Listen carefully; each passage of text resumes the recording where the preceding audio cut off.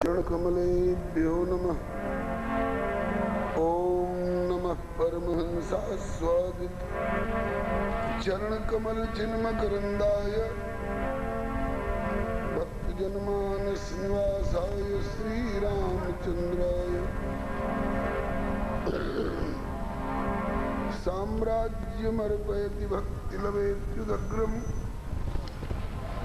प्रेम्णि प्रदर्शयति पाद सरोज शोभाम विघ्नान् निवारयति या भजतां समन्तात् सा जानकी विजयते कुलदैवतं नः। सा जानकी विजयते कुलदैवतं नः। श्रीमाश्रयामः श्रीरामं राम भक्तिं च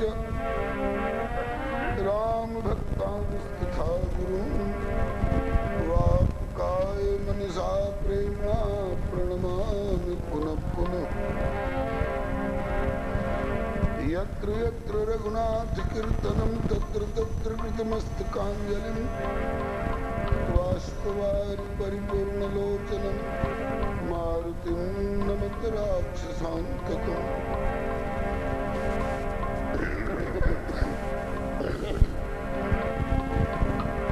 भक्त भक्ति भगवंत गुरु चतुर नाम बपु एक, इनके पद वंदन किए नाश विघ्न अनेक।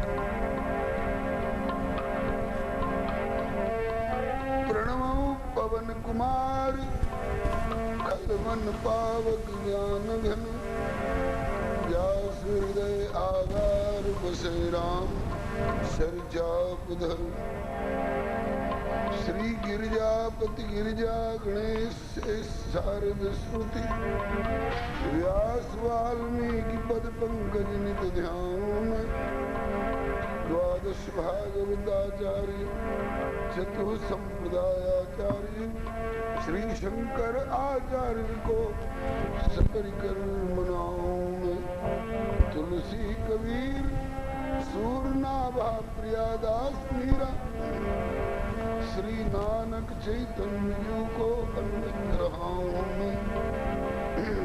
आचार्य व्यास सर्व संतधारी, बोलिए प्रेम से श्री भक्ति भक्त भगवान की। श्री गुरुदेव भगवान की,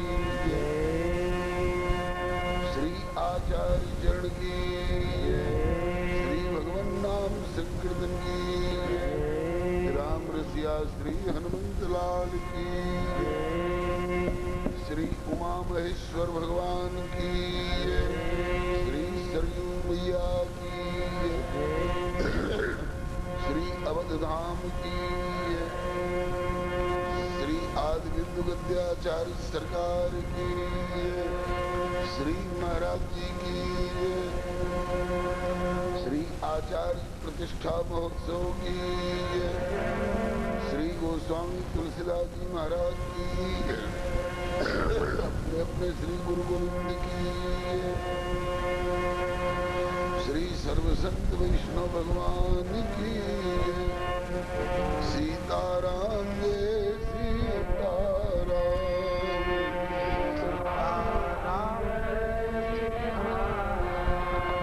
राधे श्याम जय राधे श्याम, सीताराम जय सीताराम, राधे श्याम जय राधे श्याम, राधे राम जय राधे श्याम। श्री राम कृष्ण भगवान की जय, श्री अवध धाम की जय, श्री मिथिला अम्बा की जय, श्री अवध मिथिला संबंध की जय, श्री अवध मिथिला स्नेह की जय, श्री अवध मिथिला रस की जय, श्री अवध मिथिला रसिक जन की जय, अपने अपने श्री गुरु गोविंद की जय, श्री सर्वसंत वैष्णव भगवान की जय।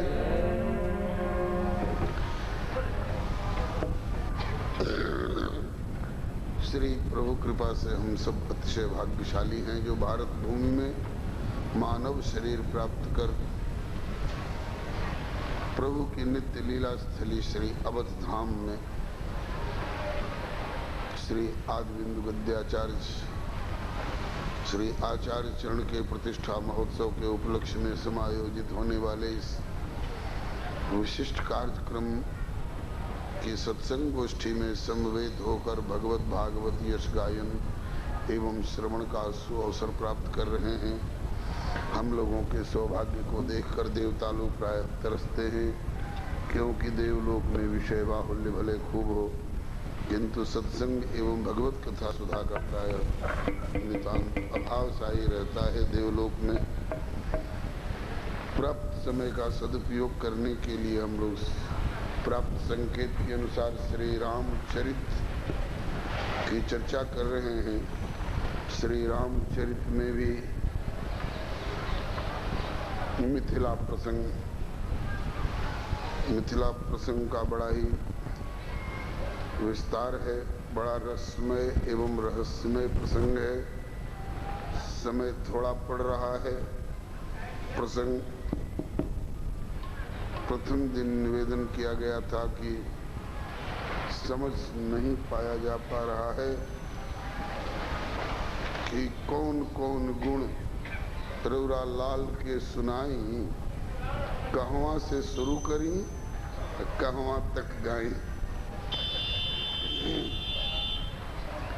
बीच बीच में जब भाव उठने लग जाते हैं और समय की ओर ध्यान जाता है तो होता है कि वो भाव उलाहना देंगे भीतर भीतर कि हमें क्यों नहीं प्रस्तुत किया गया। तो अब प्रभु और हमारे इन आचार्य महान भावों की कृपा पर ही निर्भर है। जो चाहें, जहाँ से चाहें, जितना चाहें निवेदन करा लें।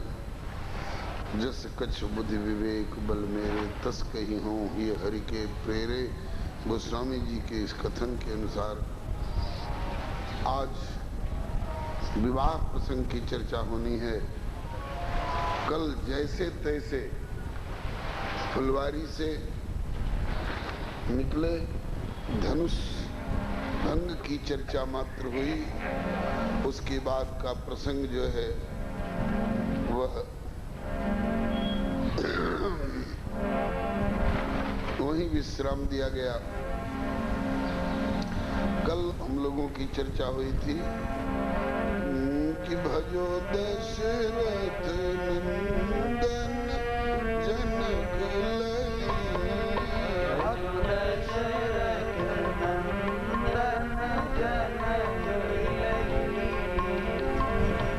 तोड़ो धनुष भूप सब हारे।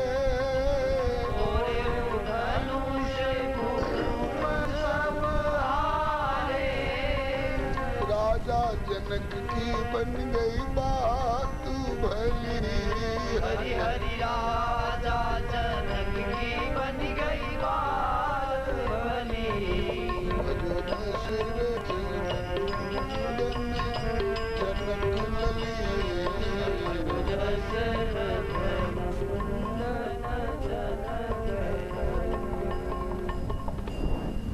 तोड़े धनुष भूप सब हारे। राजा जनक की बन गई बात भली। धनुष टूटने के बाद का अध्याय है। शतानंद तब आय सुदीना। शतानंद तब आय सुदीना। सीता गमन राम पर कीना।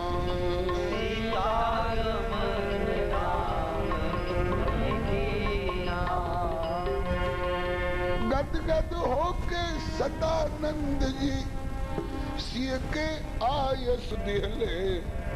आव आव हो सिया। गदगद होके सदानंद जी सिय के आयस दिहले। आव आव हो सिया। आव आव हो सिया। आव के जय माला पहिराव आव आव होशियार। जय माला पहिराव आव आव होशियार। संग के सहेली सब अति अलबेली गाव गाव सखिया। संग के सहेली सब अति अलबेली गाव गाव सखिया। गीत मंगल सुनाव गाव गाव सखिया। गीत मंगल सुनाव गाव गाव सखिया। गिरजा जी के पूज सियाजू मन भावत बर पवलू जिन पर रिझल हिया। गिरजा जी के पूज सियाजू मन भावत बर पवलू जिन पर रिझल हिया। जिन पर रिझल हिया। जिन पर रिझल हिया। बड़ा भाग्य से भेटैले ऐसन अनुपम पिया। बड़ा भाग से भेटैले ऐसन अनुपम पिया।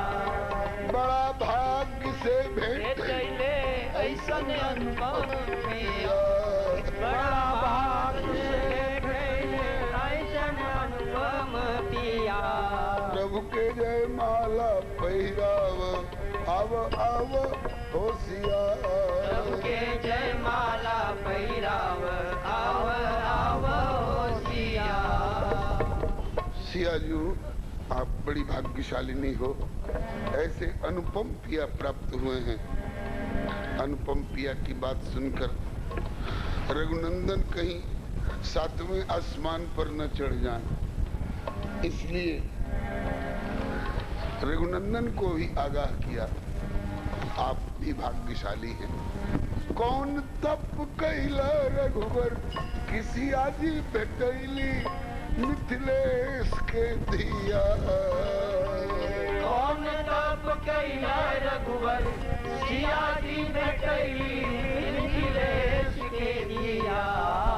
नाही मिली है दुनिया भर में ऐसन दूसर दिया। नाही मिली है दुनिया भर में ऐसन दूसर दिया।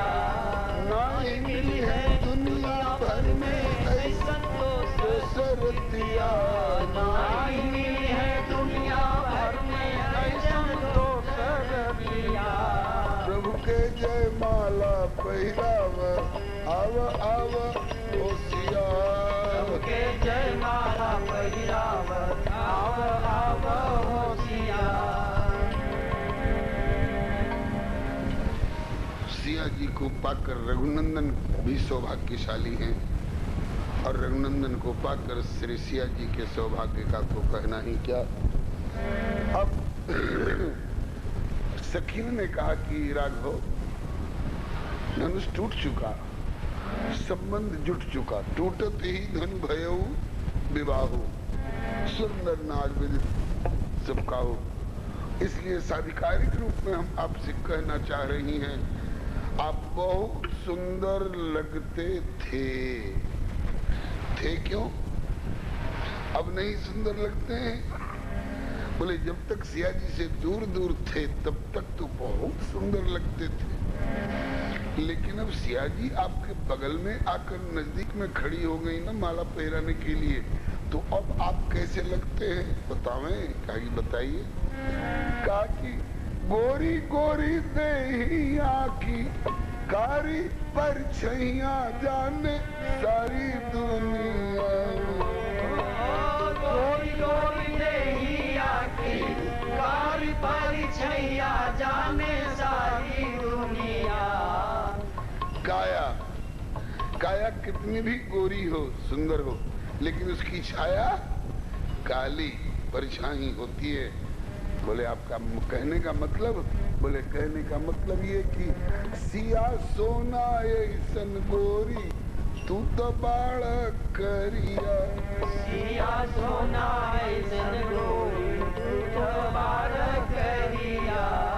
सिया सोना ऐसन गोरी तू तो बाड़ करिया।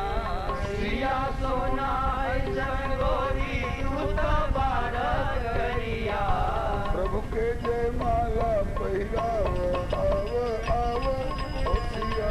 प्रभु के जय माला पहिराव आव आव ओ सिया। सिया जी के सामने आप सिया जी की परछाई जैसे लगते हैं। ये बात मेरी कल्पना नहीं है, गोस्वामी जी ने बरवे रामायण में इस भाव की पोषण करने वाली एक पंक्ति दी है, उद्धृत करूं, समय की बात है। गर्भ करहु रघुनंदन जन मन माह, गर्भ करहु रघुनंदन जन मन माह, देखो आपन मूरत सिया की छाह। सिया की छाया में आप अपने को देख सकते हैं, सिया से आपकी क्या तुलना। रघुनंदन ने कहा कि वाह भाई वाह, वैकुंठ में ऐसी बात कहने वाला हमको आज तक कोई मिला नहीं था। वैकुंठ में किसकी हिम्मत जो वैकुंठनाथ से कह दे कि आप श्री जी की छाया जैसे लगते हैं। इस बात को सुनकर मन में बुरा लग गया होगा ना, आनंद आ गया। और फिर एक तरह से और सखियों ने चुटकी ली, धनुष तोड़े हैं तो क्या, जयमाला लिए खड़ी है सिया जी सामने, लेकिन जयमाला गले में कब पड़ेगी, ऐसे अकड़ के खड़े रहोगे तो नहीं मिलेगी। तो कैसे मिलेगी? बोले सिया जी के आगे आपन मस्तक झुकाव रघुनंदन पिया। सिया जी के आगे आपन मस्तक झुकाव रघुनंदन पिया। जनी अकड़ देखाव हमर मन बतिया, जनी अकड़ देखाव हमर मन बतिया। जनी अकड़ देखाव हमर मन बतिया। जनी अकड़ देखाव हमर मन बतिया। प्रभु के जय माला पहिराव आव आव ओ सिया। प्रभु के जय माला पहिराव आव आव ओ सिया। नारायण ने निधि के पहुना बड़ अलबेला रघुबर राम रसिया। नारायण ने निधि के पहुना बड़ अलबेला रघुबर राम रसिया। रघुबर राम रसिया। रघुबर राम रसिया। सबके रग रग में समैले सबके मन बसिया। सबके रग रग में समैले सबके मन बसिया। सबके रग रग में समैले सबके मन बसिया। सबके रग रग में समैले सबके मन बसिया। प्रभु के जय माला पहिराव आवो आवो सिया।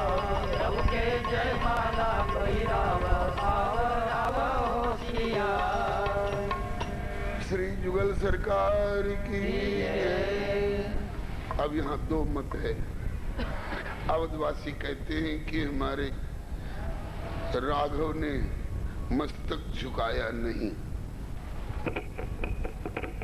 तो मिथिलावासी कहते हैं कि तो माला पड़ी कैसे।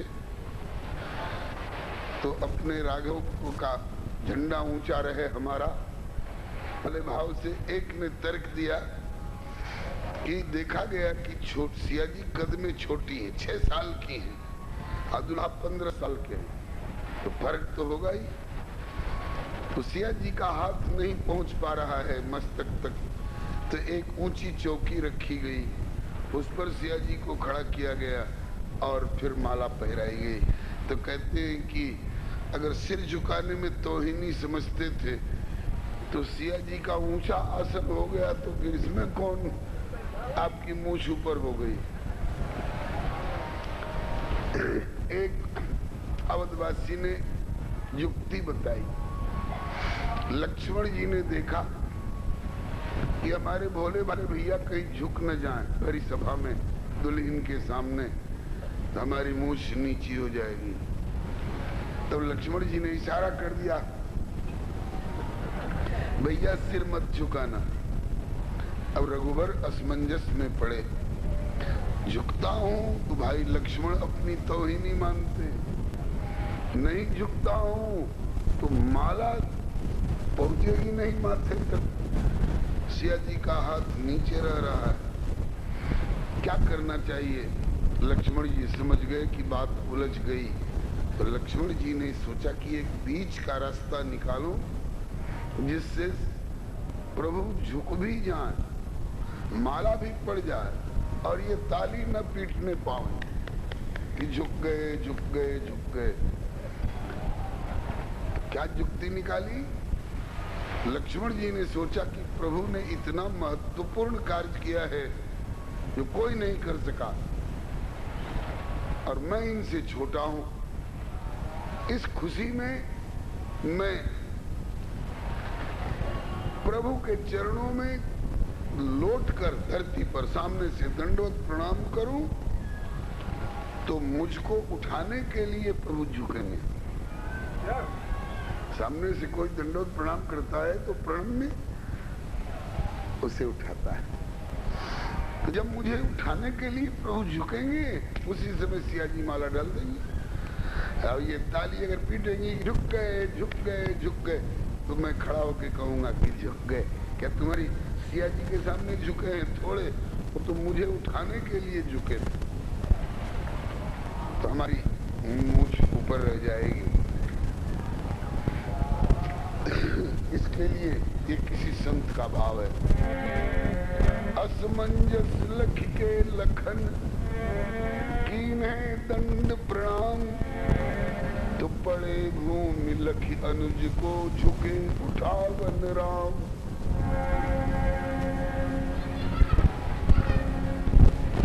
अब लक्ष्मण जी सामने से दंडवत प्रणाम करते हुए धरती पर लौटे, रघुनंदन उनको उठाने के लिए झुके।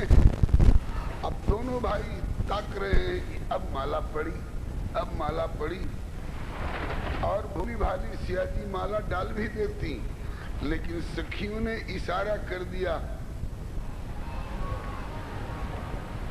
उन्हें, हे सिया जी बस इतनी सी देरी कर दो माला पहराने में, हम एक रस भरी बात कह देंगे, आनंद का समुद्र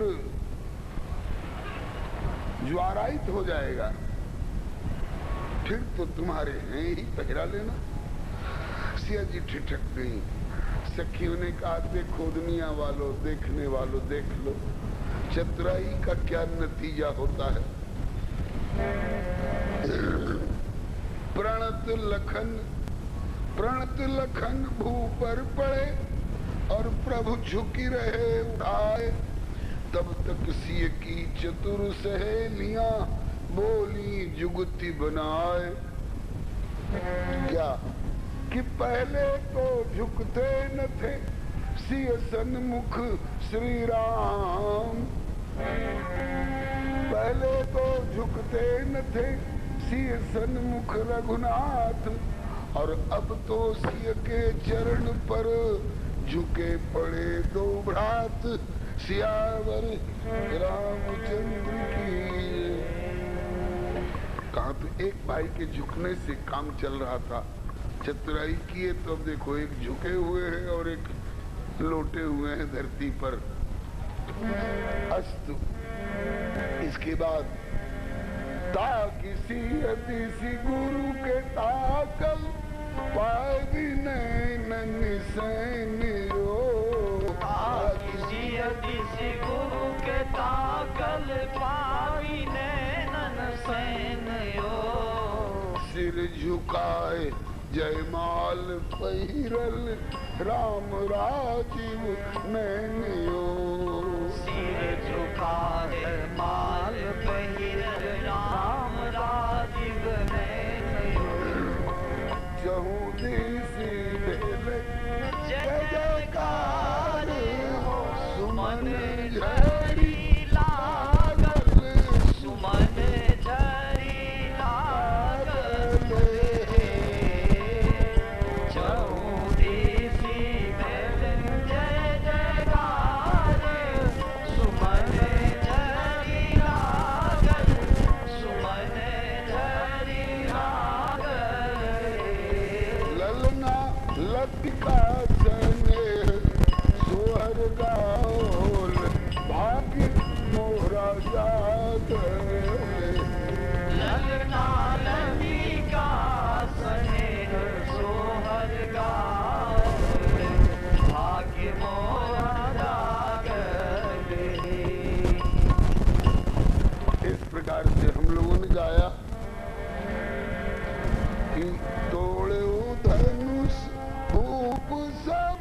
हारे, तोड़े धनुष धूप सब हारे।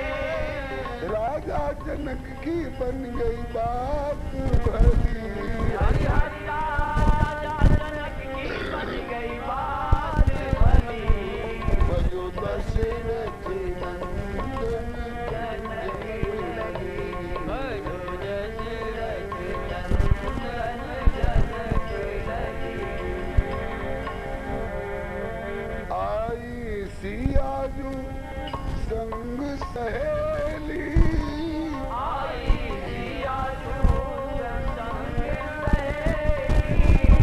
आई किशोरी जू संग सहेली। आई किशोरी जू संग सहेली। या संग सहेली, या संग सहेली।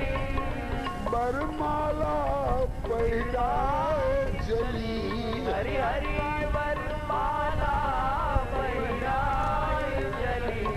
भजो दशरथ नंदन जनक लगी, भजो दशरथ नंदन जनक लगी।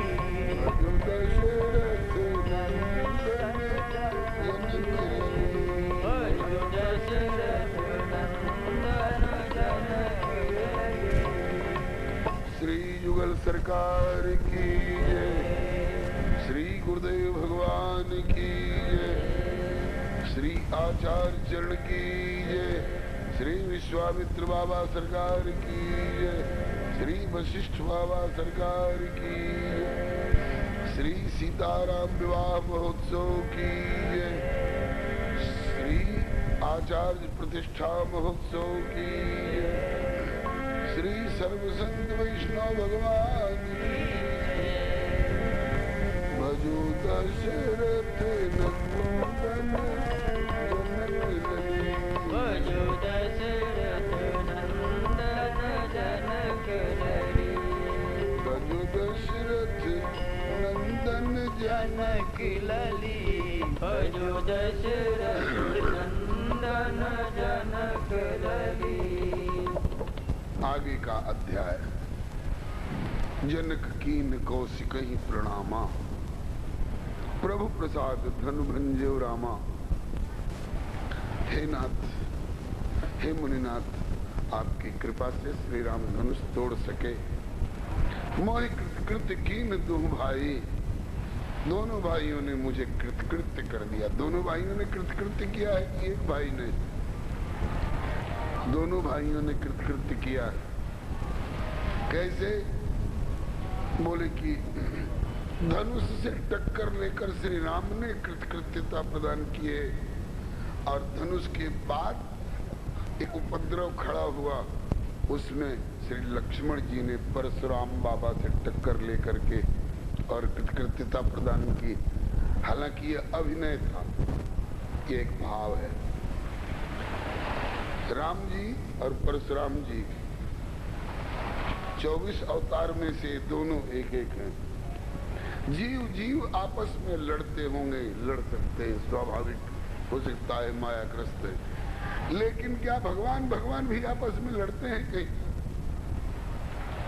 लेकिन यहाँ लड़ते हुए दिखाई पड़ रहे हैं। क्योंकि दिखाई पड़ते हुए भी लड़ नहीं रहे हैं, तो क्या कर रहे हैं? बोले कि ये दुष्ट राजाओं के आंख में धूल झोंक कर उनको शांत रखने के लिए अभिनय कर रहे हैं। परशुराम और राम ये दो हैं भगवान। अभिनय मात्र विवाद है अभिष्ट कछु आन, है अभिष्ट कछु आन। वो क्या? बोले बिना खटके हथियारन, दुष्टन की दुष्टता सहज ही होए निवारण। और वही हुआ।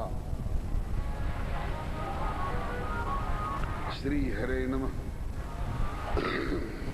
देखी प्रभाव और स्वभाव, देख एक तरफ से स्वभाव का प्रदर्शन, दूसरी तरफ से प्रभाव का प्रदर्शन।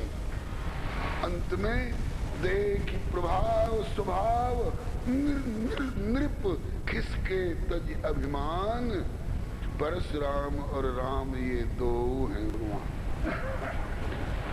परशुराम और राम को अजब अनोखो ढंग, हरदी लगी न फिटकरी चढ़ो चोखो रंग। अरे बाप रे, जिस परशुराम बाबा के नाम से हम लोग कांपते थे, वो परशुराम बाबा भी जिनके सामने झुक गए, और उनसे हम टक्कर लेंगे। किसको भैया किसको? ये इनका एक अभिनय है, यह इनकी एक सुबद्ध योजना है। क्योंकि जयमाला पढ़ते ही दुष्ट राजा लोग उठी उठी पहेगी सना है भागे, जहाँ गाल बजावन लागे, ले छुड़ा इसी का को तलबा में बालक दो।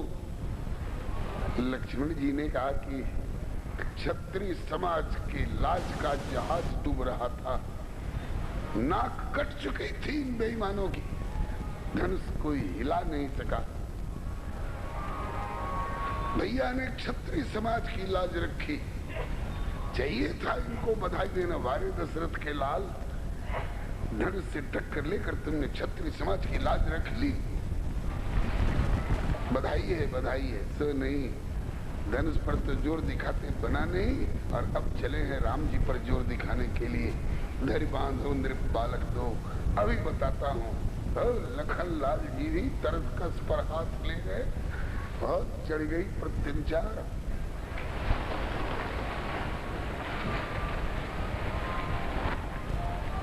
अरुण ने भ्रिकुटी कुटिल चितवत नृपन सको, मनो मत गजगन निरख सिंह किशोर छो।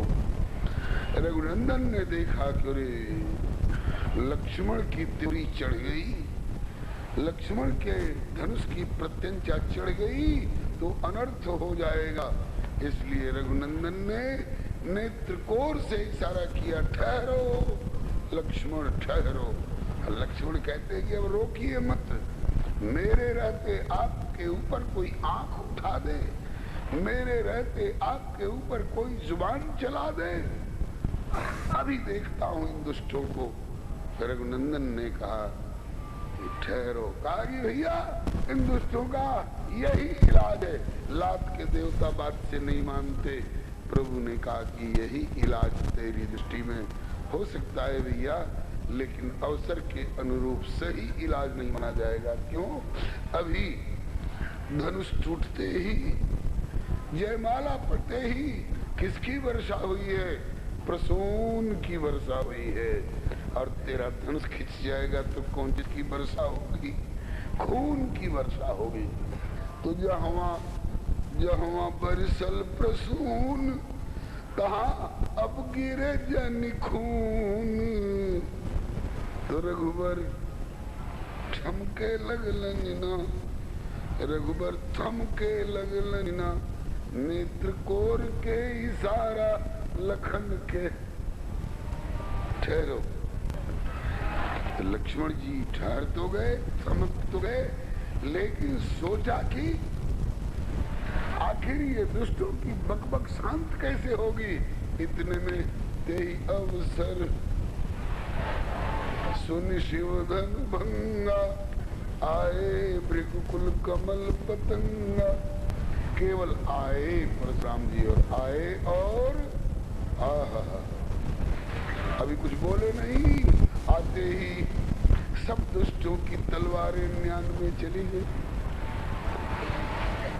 सबके तीन तरकस में चले गए, सबके धनुष की प्रत्यंचा उतर गई, सबके धनुष सीधे हो गए, और सब राजा लोग धनुष की तरफ यूं हो गए।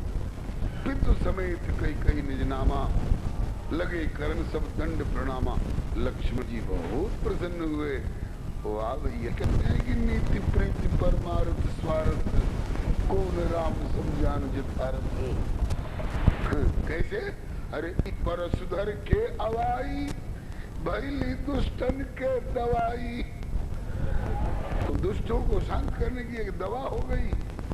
जैसे जड़ी के प्रयोग से सांप सिमट जाता है, ऐसे ही दुष्ट लोग सिमट गए।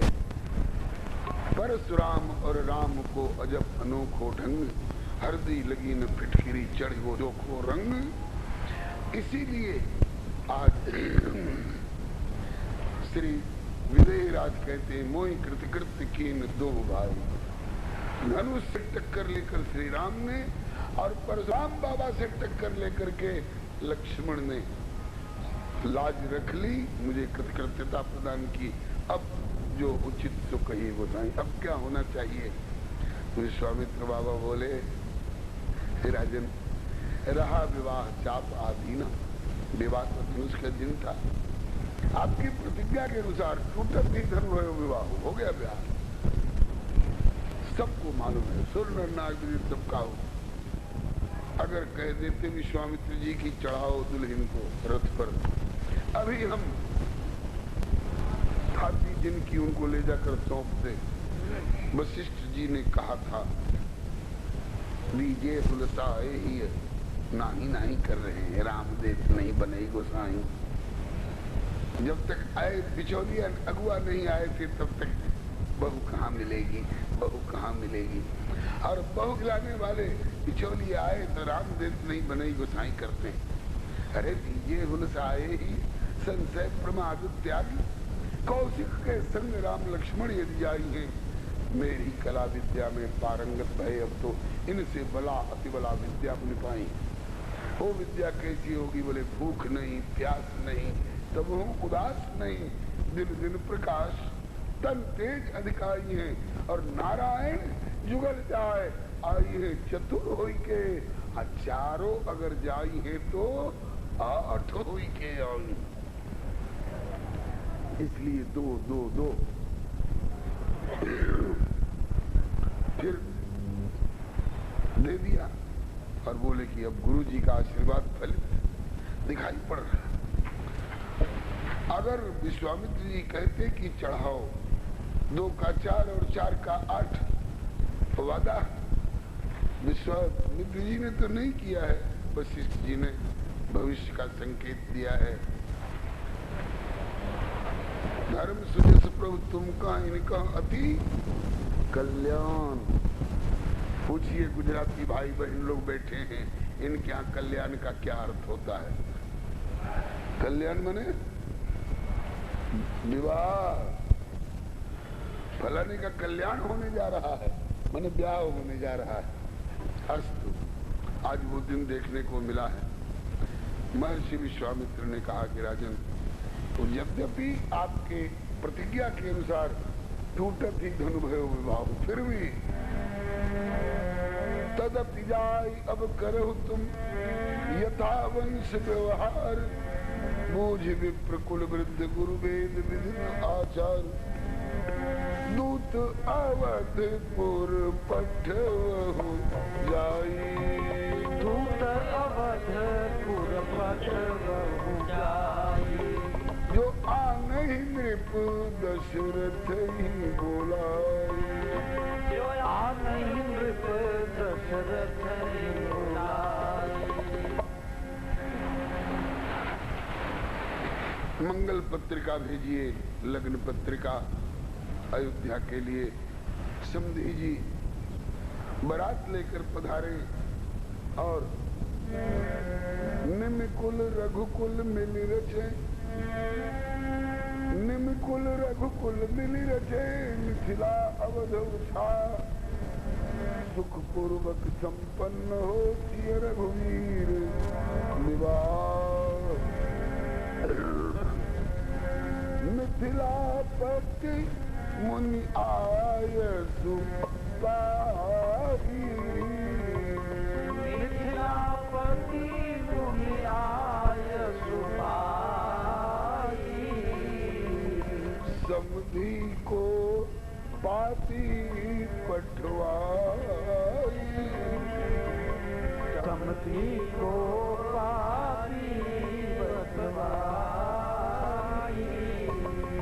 अब सेवा को अवसर दीजिए। अब सेवा को अवसर दीजिए। तुरत बयान जनकपुर कीजिए। बयान जनकपुरी जय। पत्रिका के भंवर में पड़ेंगे तो आज बारात भी नहीं आ पाएगी और होना है ब्याह। इसलिए संक्षेप में समझ लीजिए, पत्रिका भेजी गई और पत्रवाहक से आग्रह किया गया, सीरी भई छाती, हृदय जुड़ा गया। सीरी भई छाती, पाई भाग्य की थाती, जल्दी पाती लेके जाइए और बाराती लेके आइए। दूत अयोध्या पहुंचे और पत्रिका ने क्या चमत्कार दिखाया। सूखत धान पराजन पानी, फसल सूख रही थी और अचानक बरसात आ गई। सखिन सहित हर्षी सब रानी, सूखत धान पराजन पानी। दशरथ जी बड़े हर्षित हुए, गुरु जी के पास पत्रिका लेकर खुद गए। पुनि उठ भूप वशिष्ठ कहूं दीन पत्रिका जाए, कथा सुनाई गुरु सब सादर दूत बुलाए।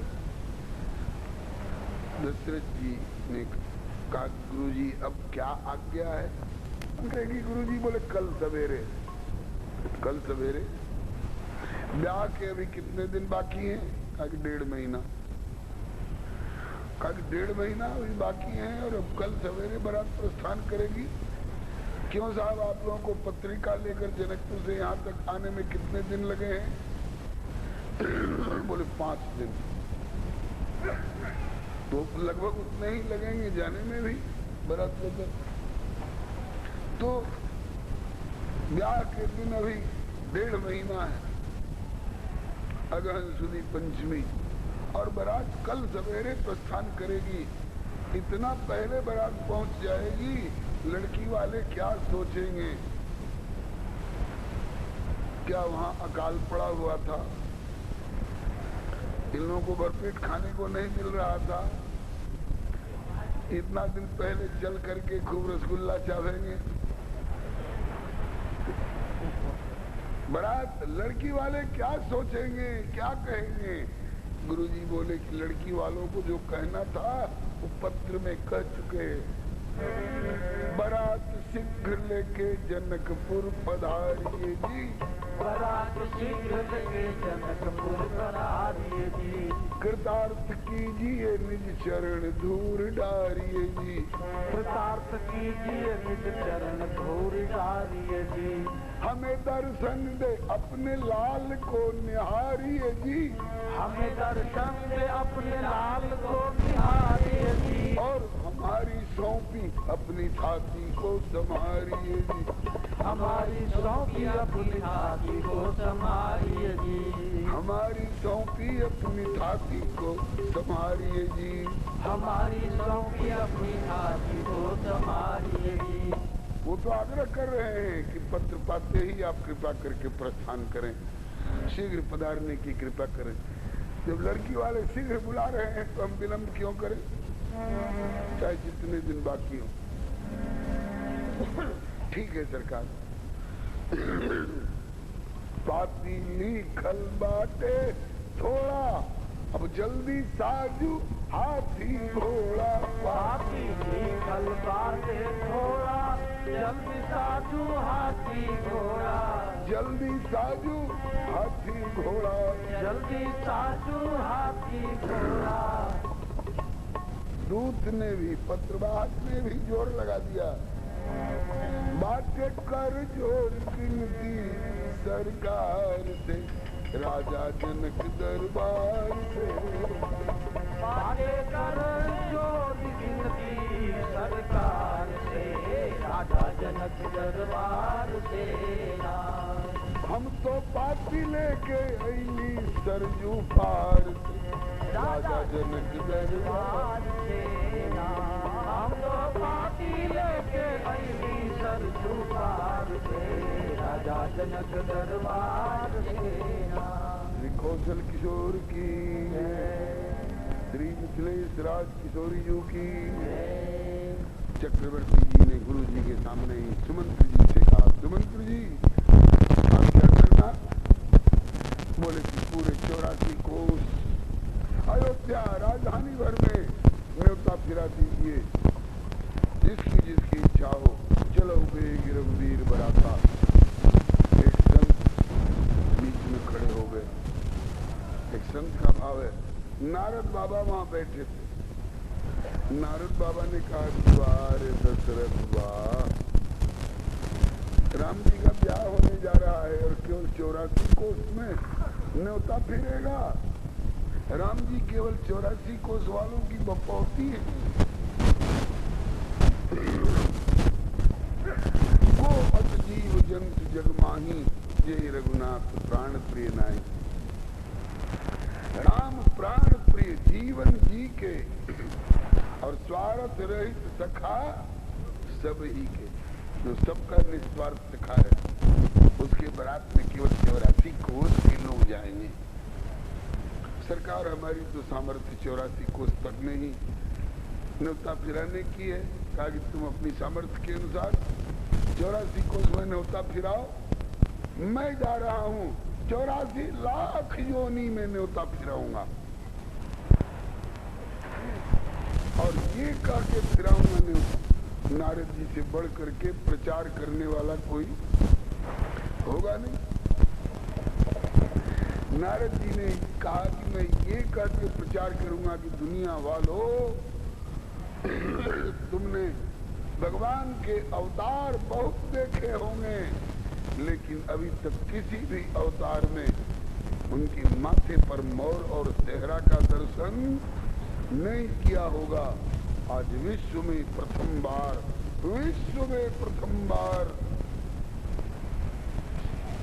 इस भाव को मिथिलानियां भी राघव से कहती हैं।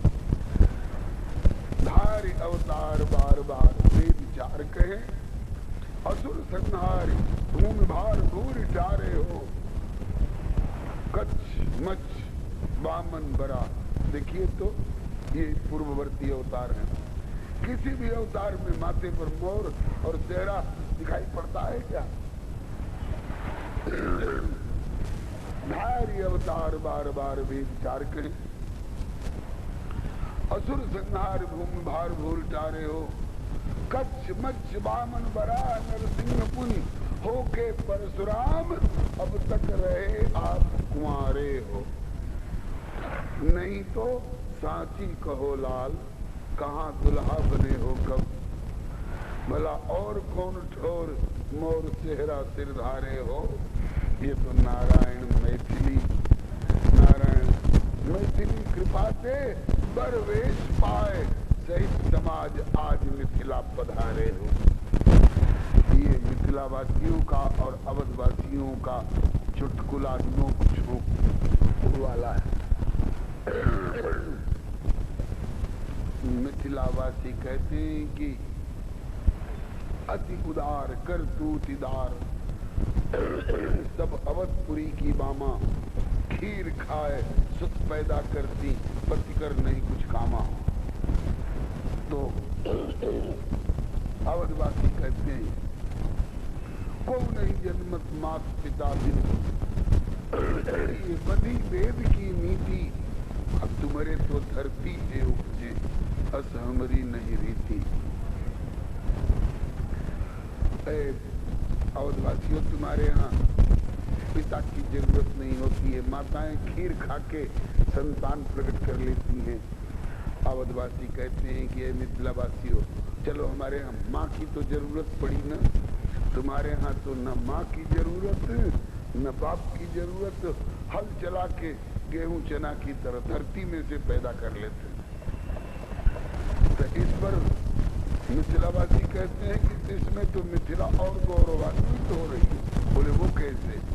अरे कहा कि या में प्रबल पक्ष मिथिला को सके नहीं को नाटी, क्योंकि काम करे जो खीर अवध की सो मिथिला की माटी। सियावर रामचंद्र की।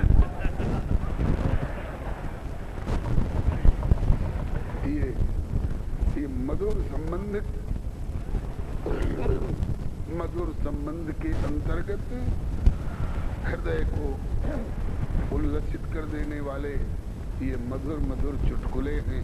ऐसे ही आज मिथिलानियां कहती हैं कि अयोध्यावासियों, एहसान मानो मिथिला का, जो तुम्हारे राम को इन्होंने वर बना दिया। वर बने श्रेष्ठ। अब तक वर कहीं बने ही नहीं थे। तो इस पर एक अवधवासी ने बहुत बढ़िया बात कही, वो भी मानने लायक है। महाराज जी बैठे हैं तो सोच समझ करके ईमानदारी वाला फैसला देना। तो ईमानदारी की बात एक और कह दूं अवध पक्ष से। मिथिला पक्ष का आग्रह है कि हम आपके प्रभु को वर बनाते हैं श्रेष्ठ। तो अवधवासी कहते कि ठीक है, अरे मिथिलावासियों, तुमने मेरे प्रभु को वर बना दिया तो मेरे प्रभु तुम्हारे जीजा होकर के तुमको सार बना दिए। सार बने पहले तुम असार थे, असार, लेकिन अब राम जी तुमको अपना सार कहने लगे तो तुम में सारत्व आ गया। बात सही है। कितनी भी योग्यता लेकर कोई बैठा हो, लेकिन प्रभु से संबंध नहीं तो असार है। तुम हमारे राम तुम्हारे वर हैं तो तुम हमारे राम के सार हो। तुम कहते हैं सार कह करके हमको शर्मिंदा करना चाहते हो। हम और गौरवान्वित अपने को अनुभव कर रहे हैं। बोले कैसे? कहा कि इस असार संसार में, इस असार संसार में एक राम नाम है सार। तो फिर की महिमा को कहे जो उस सारों को भी सार। श्यावर राम चंद्र की जय। अस्तु। नारद जी ने 3 लोक 14 भुवन में न्योता फिराया। भगवान का वरवेश, नर का वरवेश तुमने देखा होगा। नर कितना भी सुंदर होगा, इसकी सुंदरता कितनी पूंजी वाली है। बोले कि सौंदर्य सिंधु है। उस सिंधु में से निकाला गया एक बिंदु, बिंदु को भी यों कर दिया गया तो छोटे छोटे कण, वो हो गए सीकर, छींटा, और एक सीकर में त्रैलोक्य को बांटा गया। तो सोचो, त्रैलोक्य में एक सीकर बांटा गया है तो एक नर के पल्ले कितना सौंदर्य पड़ेगा। सौंदर्य सिंधु निश्चित बिंदु के सीकर का नगण्यांश नर भी वर बन जाता है तो बहुत सुंदर लगता है। और कहीं सौंदर्य सिंधु बरवेश में आ गया तो वह कैसा होगा। इसलिए अवश्य देखिए, देखी जो। अब सोचिए, नारद जी के प्रचार पर कितनी बड़ी बारात बनी होगी। आप कहेंगे कि क्या 14 भुवन में? तीनों लोग 14 भुवन के लोग आए हैं क्या? नहीं आए होते तो ये चौपाई लिखने की हिम्मत कैसे पड़ती गोस्वामी जी को कि भुवन चारी बस भराओ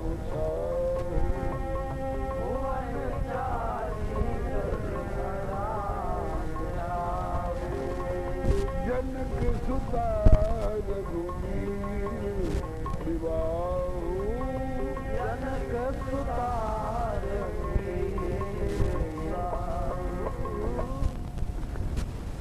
बहुत लंबी चौड़ी बारात तैयार हुई, चल पड़े। रास्ते में पहला नगर मिला। अब कौन नगर मिला? दर्शन नगर मिला कि परसन नगर मिला? वहां के लोगों ने पूछा, है क्या कहीं कोई उथल पुथल तो नहीं हो गया? इतनी तैयारी के साथ ये कहाँ चल दिए? हाँ, बड़े प्रेम से उत्तर दिया गया। चले बराती हम तो जनक नगर जाएंगे। चले बराती हम तो जनक नगर जाएंगे। इतने लोग इतने धूमधाम से कहाँ जा रहे हैं? बोले कि जनकपुर जा रहे हैं। किस लिए? चले बराती हम तो जनक नगर जाएंगे। किस लिए? बोले मिथिला में बंदी बने राम को छुड़ाएंगे। मिथिला में बंदी बने राम को छुड़ाएंगे। मिथिला में बंधे हुए राम को छुड़ाएंगे। मिथिला में बंधे हुए राम को छुड़ाएंगे। क्यों? आपके ज्येष्ठ श्रेष्ठ राजकुमार को वहाँ के लोगों ने बांध लिया है। हाँ जी, कुछ उन्होंने गड़बड़ी करी होगी वहाँ जा करके।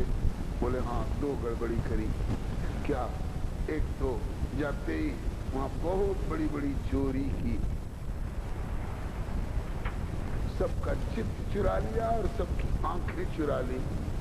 राजत राज समाज महु कौशल राज किशोर सुंदर श्यामल गौर तन विश्व विलोचन। अरे कहिए ना, वो स्वामी जी की बात है, कहाँ तक छिपाइएगा? विश्व विलोचन चोर चोर चोर। तो सबका मन चुरा लिया और सबके लोचन चुरा लिए। और एक दूसरा और उथल पुथल मचा दिया। वो क्या? बोले एक पुराना ढांचा पड़ा हुआ था शिव जी का धनुष, उसको भी तोड़ दिया इन्होंने पहुंच करके। अरे ये तो बड़ा भारी जुल्म किया। बांधो, गिरफ्तार करो। अब पूरा ब्यौरा जब रास्ते वालों ने सुना तो समझ गए कि वो बंधन कोई अपमानजनक बंधन नहीं है, बल्कि वो बंधन ऐसा बंधन है जिस बंधन से कोई छुड़ा नहीं सकता। तो रास्ते वालों ने पूछा कि अच्छा, तो मिथिला वालों ने आपके जैसे राजकुमार को बांध लिया है और आप छुड़ा कर ले आने के लिए जा रहे हैं? बोले जी हाँ। तो कहा कि छुड़ा सकिएगा? जिस बंधन में मिथिला वालों ने बांधा है उस बंधन से छुड़ा सकिएगा? संभल के जाइए, नहीं तो कहीं ऐसा न हो कि आप लोग भी बंध जाए। अब वही हुआ। जात न जानी दिन राती जन सने रजू बंधे बराती। खुदे बंधाए गए, बिगड़ गई जगरू बिगा गिलन मंगरू।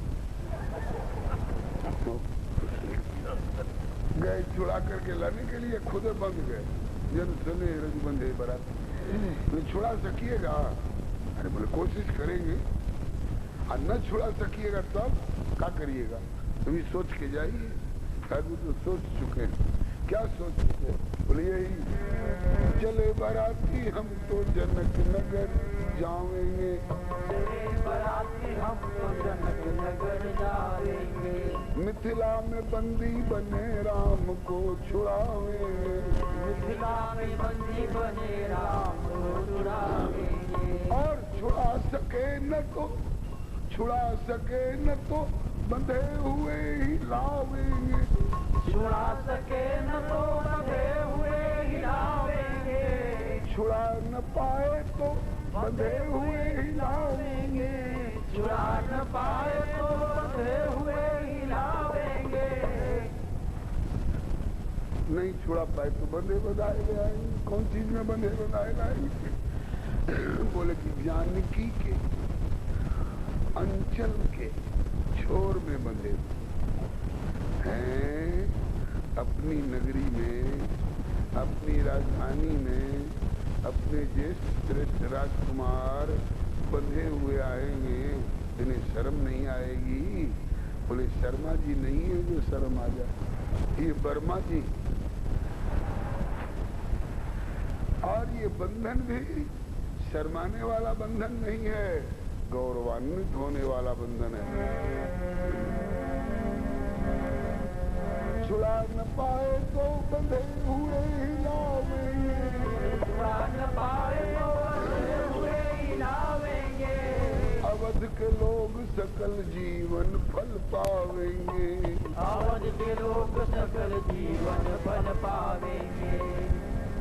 ये तो पहला गांव रास्ते में मिला।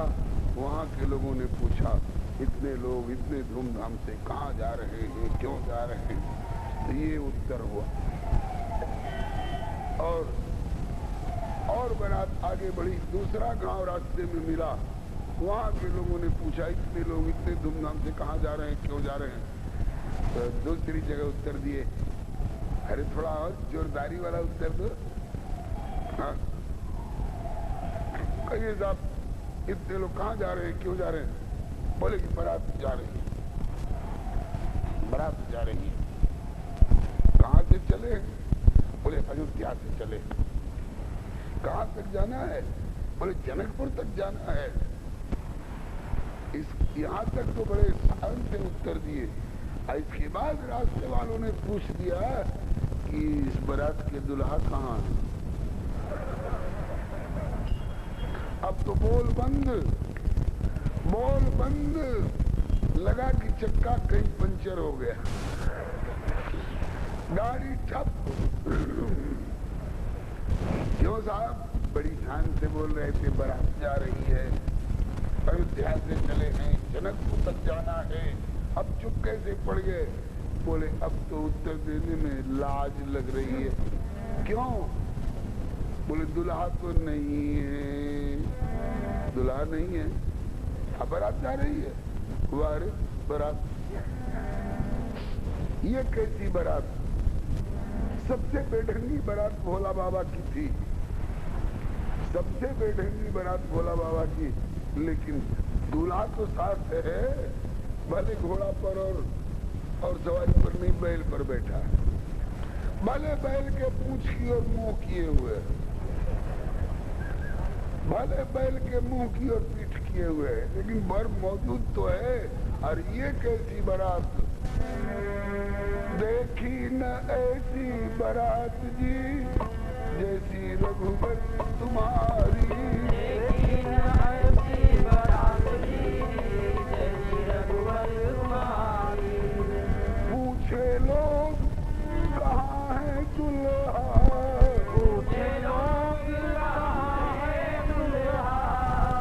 अब तो सुन के अवधि लजात जी, क्या कहिए बिचारी। सुन के अवधि लजात जी, क्या कहिए बिचारी। क्यों साहब? दुल्हा बोले यहाँ नहीं है। कहाँ है?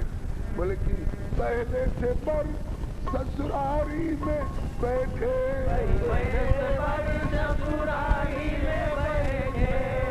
सुनी सब हंसत ठठात जी, दे करतारी।